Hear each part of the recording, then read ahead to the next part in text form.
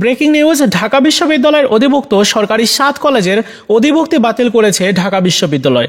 এতে করে 2024-25 শিক্ষাবর্ষের ভর্তি পরীক্ষা বন্ধ হচ্ছে, সাথে ভর্তি পরীক্ষায় অংশগ্রহণের জন্য যে আবেদনটা চলছিল সেটিও কিন্তু বন্ধ হতে যাচ্ছে। সেক্ষেত্রে তোমাদের ভর্তি পরীক্ষা আসলে কিভাবে নেওয়া হবে, আজকের এই ভিডিওতে এই সংক্রান্ত সর্বশেষ আপডেট তোমাদেরকে জানিয়ে দেব। অনেকেই তোমরা হয়তো চিন্তিত বিষয়টা নিয়ে, তো চলো শুরু করা যাক।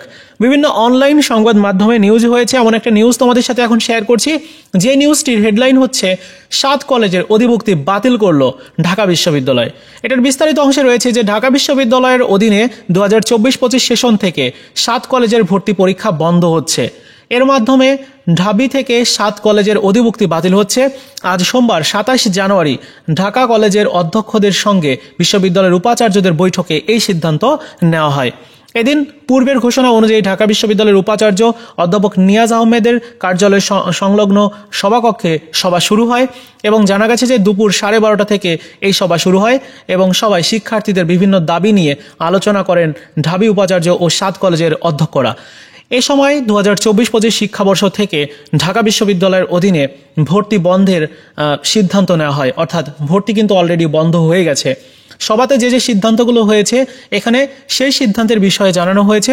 আমি আর এই বিষয়ে বিস্তারিত বলছি না, তোমাদেরকে একটা বিষয় বলি শুধুমাত্র, যে অধিভুক্ত 7 কলেজের শিক্ষার্থীদের ভর্তির কার্যক্রম অর্থাৎ 2024-25 শিক্ষাবর্ষে যেটা, সেটি পরিচালনা সংক্রান্ত পূর্ববর্তী সিদ্ধান্ত পরিবর্তন করে 1 বছর এগিয়ে এনে, অর্থাৎ আগের যে সিদ্ধান্ত ছিল সেটি থেকে 1 বছর এগিয়ে এনে 2024-25 শিক্ষাবর্ষ থেকেই তোমাদের ঢাকা বিশ্ববিদ্যালয়ের অধীনে আর ভর্তি পরীক্ষা নেওয়া হবে না, সেই বিষয়ে সিদ্ধান্ত নেওয়া হয়েছে।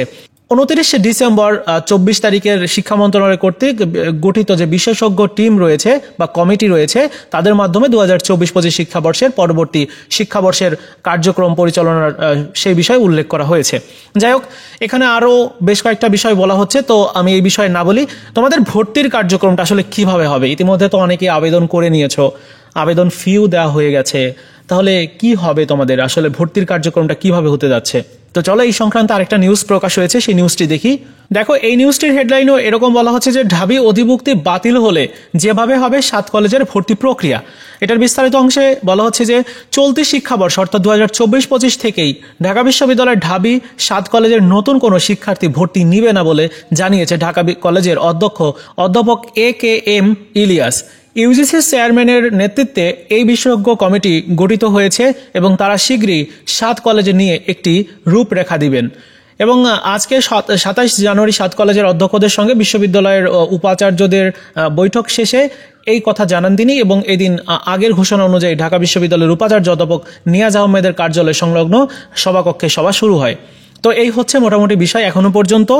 তোমাদের ভর্তির যে কার্যক্রমটা সেটি কিভাবে হবে এই নিয়ে কোনো রূপরেখা দেওয়া হয় নাই, দেওয়ার একটা সম্ভাবনা রয়েছে, খুব তাড়াতাড়ি দেওয়া হবে। তো যখন আমি এই সংক্রান্ত আপডেট পাবো অবশ্যই তোমাদেরকে জানিয়ে দেবো। আপাতত তোমাদের ভর্তির যে আবেদন সেটি স্থগিত রয়েছে বা স্থগিত হতে যাচ্ছে, সো আবেদন কেউ করো না এখন আর, কারণ যেহেতু অধিভুক্তি বাতিল হতে যাচ্ছে, ভর্তি পরীক্ষা বাতিল হয়ে গেল, সো এজন্য তোমাদের অপেক্ষা করতে হবে পরবর্তী নির্দেশনা আসা পর্যন্ত।